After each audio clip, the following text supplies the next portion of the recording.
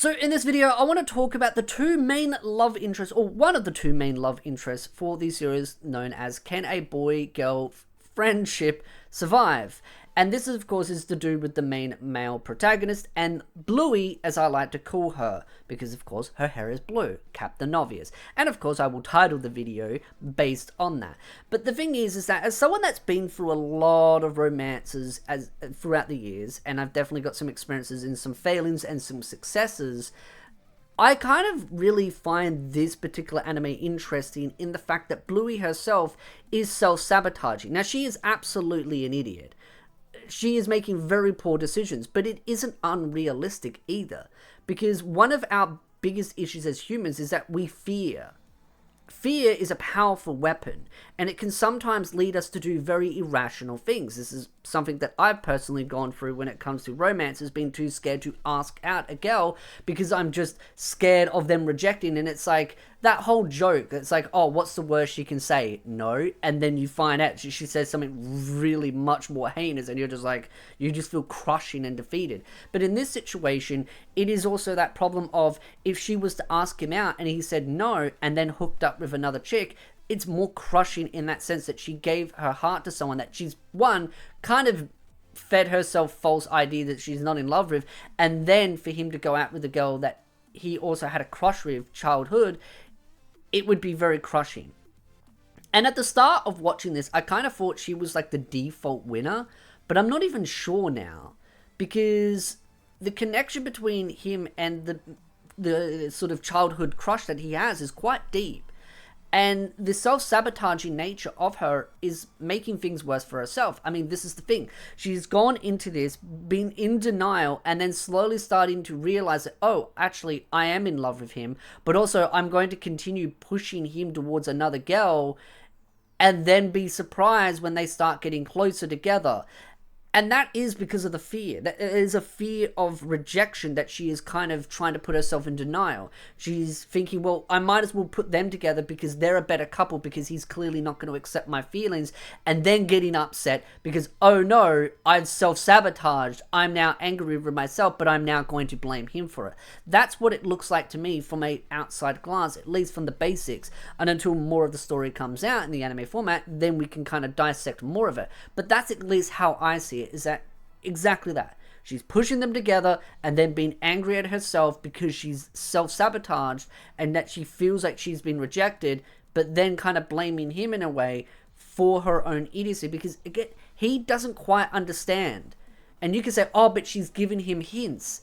She keeps playing them off as jokes, and because of their close nature as friends to him, he thinks that this is all just friends playing around, and he doesn't seem to really have that many friends to start with, so especially female friends, so I don't think he would know completely what would be acceptable amongst female friends. And even then, it's like, it's playful, at least to him.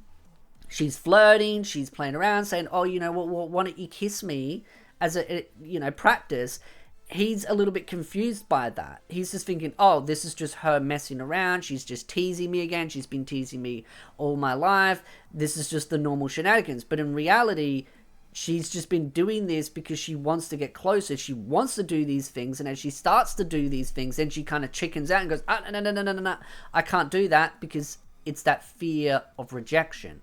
And that's what I do like about this series already, is that there is some really grounded, realistic elements to what I would see as failing romance.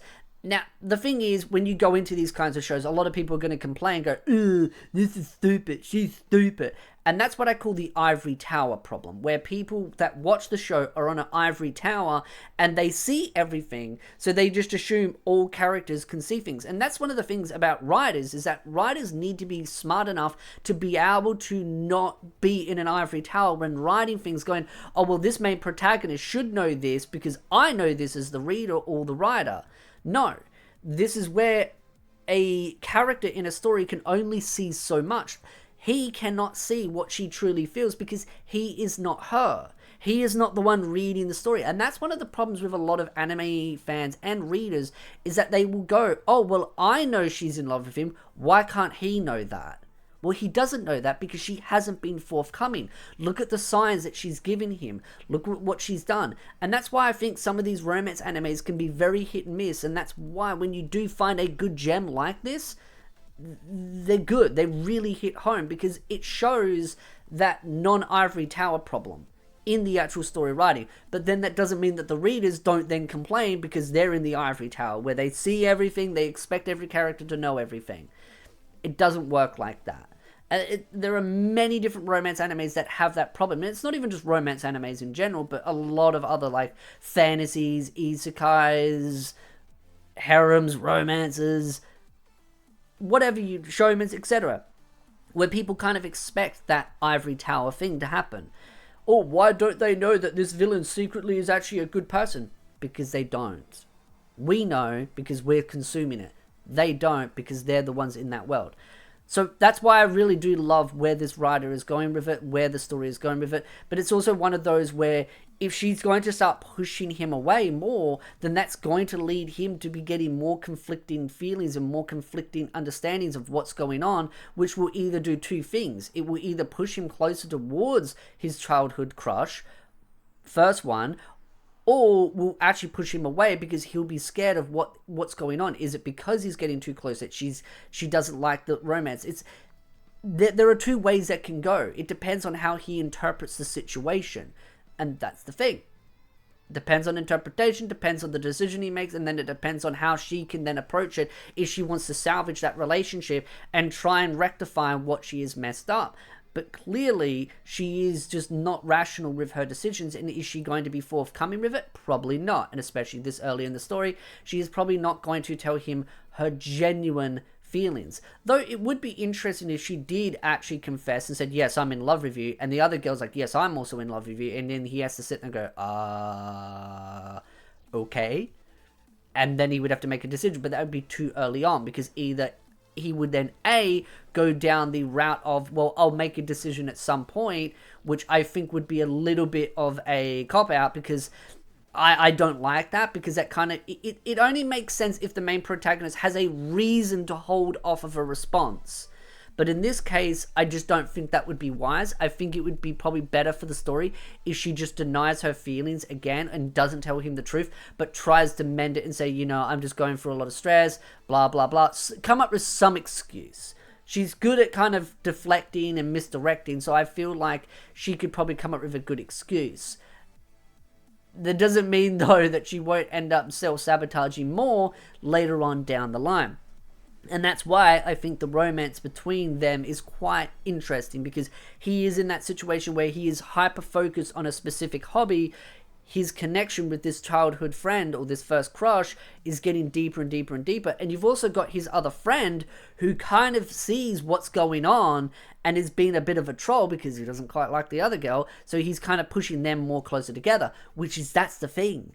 It makes it hard because Bluey has the chips stacked against her. One, she's self-sabotaging. Two, this is a first childhood crush, which gives a deep connection. Three, she is in love with him, and she's kind of slowly getting closer. And then, again, the friend is kind of pushing them together as well. So there's all these different components pushing them closer together, while Bluey is self-sabotaging, which is why I go against my own previous predictions that she was a done winner, to kind of be like, this might actually be a little bit more complicated. It doesn't mean that she couldn't win. And people could say, yeah, but childhood friend always loses. Yeah, but they're technically both childhood friends. And that's where I do find it funny, because there's always that running joke that childhood friends always lose. But in this case, they're both technically both childhood friends. Just one was and then disappeared. And I mean, you could argue maybe the first crush girl isn't a childhood friend, because they kind of met, kind of had a crush, but I feel like they are classified as childhood friend. But generally speaking, a lot of blue hair characters always lose in romances, which is one of the dead giveaway signs. Maybe that's why the writer did that, is like to give away, be like, yep, she loses. Who knows? I'd love to know your thoughts in the comment section down below. What do you think of the anime known as Can a Boy-Girl Friendship Survive? Again, if you like this video, hit the like, subscribe, and I'll see you beautiful nerds in the next video.